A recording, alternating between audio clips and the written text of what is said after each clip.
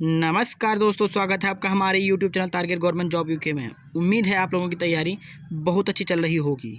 दोस्तों, आज मैं लेकर आया हूं एक और महत्वपूर्ण वीडियो, जिसमें हम उत्तराखंड की जलवायु व उत्तराखंड में पाई जाने वाली मिट्टियों के बारे में जानेंगे।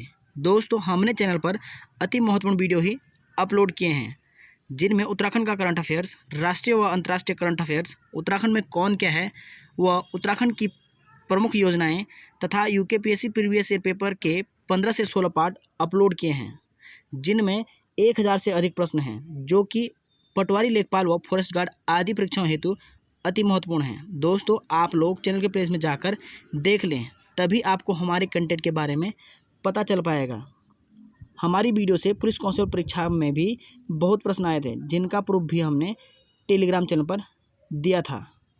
यह वीडियो पटवारी, लेखपाल व फॉरेस्ट गार्ड परीक्षा हेतु महत्वपूर्ण है, क्योंकि यह टॉपिक इन पदों हेतु अति महत्वपूर्ण है। तो चलिए दोस्तों, शुरू करते हैं। जलवायु तत्व एवं जलवायु प्रदेश। दोस्तों, किसी भी प्रदेश की जलवायु का ज्ञान उस प्रदेश के भौतिक स्वरूप को भलीभांति समझने के लिए आवश्यक है।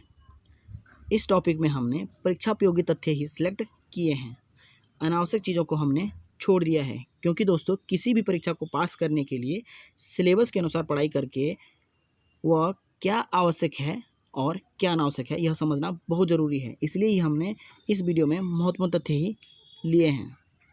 सुप्रसिद्ध भूगोलवेत्ता केंड्रू के अनुसार हिमालयी क्षेत्रों में पूर्व से पश्चिम की ओर बढ़ने पर वर्षा कम होने लगती है।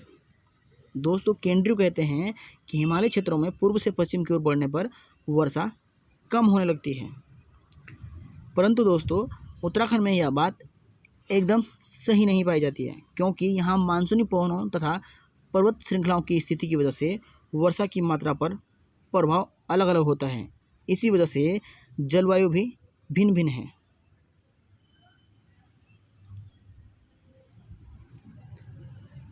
उत्तराखंड राज्य के पर्वतीय क्षेत्रों में स्थानीय निवासियों के दीर्घकालीन अनुभव के अनुसार ऋतु विभाजन निम्न प्रकार है। पहला है रूढ़ी, जिसे खरसाऊ या ग्रीष्म ऋतु भी कहते हैं। इस ऋतु का समय है मार्च अप्रैल से जून तक। और दूसरा है जिसे बसगाल कहते हैं, चौमासा कहते हैं या वर्षा ऋतु कहते हैं। इसका समय है जुलाई से अक्टूबर माह तक। और तीसरा है ह्यूंद, जिसे शीतकाल या शीत ऋतु कहते हैं, और इस ऋतु का समय है नवंबर से मार्च तक। और दोस्तों, ओडल उत्तराखंड में तूफान को कहा जाता है। दोस्तों, उत्तराखंड जलवायु के संदर्भ में एक महत्वपूर्ण टर्म है घमतापी। प्राचीन समय से ही उच्च शिखर क्षेत्रों के निवासी अपना पशुधन लेकर तराई भाबर उतर जाया करते थे, जिन्हें घमतापी कहते थे। और वहीं दोस्तों, तापमान की कमी का सिद्धांत हैरस्केल ने दिया था, यह भी आप लोग याद करते चलिएगा। और डॉक्टर एस सी खरकवाल ने ऊंचाई और तापमान के आधार पर उत्तराखंड हिमालय को 6 जलवायु प्रदेशों में विभक्त किया है, जो कि निम्न प्रकार हैं। ऊंचाई के आधार पर जलवायु क्षेत्रों का विभाजन इस प्रकार है: उपोष्ण जलवायु, गर्म शीतोष्ण जलवायु, शीत शीतोष्ण जलवायु, एल्पाइन जलवायु, हिमानी जलवायु, शीत शुष्क जलवायु। दोस्तों, उपोष्ण जलवायु के अंतर्गत भाबर, तराई और दून क्षेत्र आते हैं, और यह जलवायु 900 मीटर से नीचे पाया जाता है। और दोस्तों, इस जलवायु के अंतर्गत साल, हल्दू और बाकली आदि के वृक्ष पाए जाते हैं, और इस जलवायु में कंटीली झाड़ियों का प्रभुत्व पाया जाता है। और दोस्तों, गर्म शीतोष्ण जलवायु 900 से 1800 मीटर के बीच पाया जाता है, और वहीं शीत शीतोष्ण जलवायु 1000 से 1800 मीटर तक की ऊंचाई तक पाया जाता है। और दोस्तों, एल्पाइन जलवायु 3000 से 4200 मीटर की ऊंचाई तक पाया जाता है, और हिमानी जलवायु 4200 मीटर तक पाया जाता है। और वहीं दोस्तों, शीत शुष्क जलवायु 2500 मीटर से 3000 मीटर तक पाया जाता है। और दोस्तों, ट्रांस हिमालयन और टिथिन अथवा तिब्बती हिमालय इसी जलवायु क्षेत्र में आते हैं। नेक्स्ट टॉपिक है उत्तराखंड में पाई जाने वाली मिट्टियाँ। दोस्तों, मिट्टियाँ हमारा मूल संसाधन है और हिमालयी क्षेत्रों में मिट्टी का निर्धारण धरातलीय चट्टानों, रसायनों व जैविक तत्वों से होता है और तथ्यों की विभिन्नता के फलस्वरूप स्थान स्थान पर उत्तराखंड प्रदेश की मिट्टी का स्वरूप भी भिन्न भिन्न होता है। और दोस्तों, प्रदेश में मिट्टियों का विवरण एवं वर्गीकरण निम्न 3 तथ्यों पर आधारित पाया जाता है, जिसमें पहला है उर्वरता एवं उपयोगिता के आधार पर, दूसरा है मिट्टी के प्रकार के आधार पर और तीसरा है सिंचाई की सुविधा एवं राजस्व निर्धारण के आधार पर, जिनमें पहला है उर्वरता एवं उपयोगिता पर आधारित वर्गीकरण। दोस्तों, उत्तराखंड के पर्वतीय क्षेत्रों में स्थानीय रूप से भूमि को 3 भागों में बांटा जा सकता है। पहला है घरिया भूमि, दूसरा है बिचौलिया भूमि और तीसरा है बुनिया भूमि। दोस्तों, घरिया भूमि ग्रामीण अधिवासियों के निकटवर्ती भूमि को कहा जाता है, यह सर्वाधिक उपजाऊ होती है। और बिचौलिया भूमि ग्रामीण अधिवासियों या गांवों व वनों के बीच की भूमि को कहा जाता है, इसमें उपज थोड़ा कम हो पाती है। और बुनिया भूमि, इसे जंगल वाली भूमि भी कहा जाता है। और दोस्तों, इस भूमि में मुख्यतः गहत या तूर की दालें उगाई जाती हैं। दूसरा है मिट्टी के प्रकार के आधार पर वर्गीकरण, जिसमें पहला है पर्वतीय छिछली मिट्टी। दोस्तों, यह मिट्टी शुष्क एवं कंकड़ पत्थर युक्त होती है तथा उच्चस्थ हिमानी हिमघर्षण वाले क्षेत्रों में पाई जाती है। और दूसरा मिट्टी का प्रकार है एल्पाइन चरागा या पास्चर्स मिट्टी।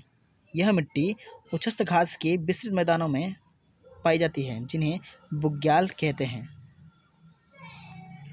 और मिट्टी का तीसरा प्रकार है उप पर्वतीय मिट्टी। दोस्तों, प्रदेश में देवदार, स्प्रूस, ब्लू पाइन, चीड़ पाइन आदि के वन्य क्षेत्रों में यह मिट्टी पाई जाती है। और मिट्टी का चौथा प्रकार है भूरी लाल पीली मिट्टी।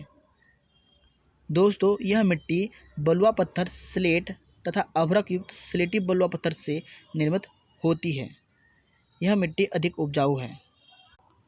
मिट्टी का पांचवा प्रकार है टर्शियरी मिट्टी।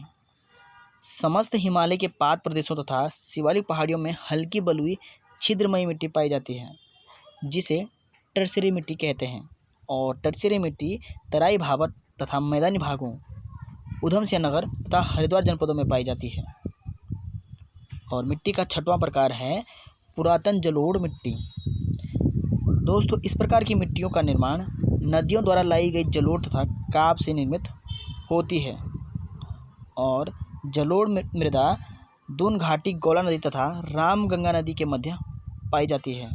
और दोस्तों, इस मिट्टी में कैल्शियम तथा मैग्नीशियम की प्रधानता रहती है, जो कि धान की खेती के लिए बहुत महत्वपूर्ण मिट्टी है। और दोस्तों, यह मिट्टी देहरादून के सहजारा क्षेत्र में भी पाई जाती है।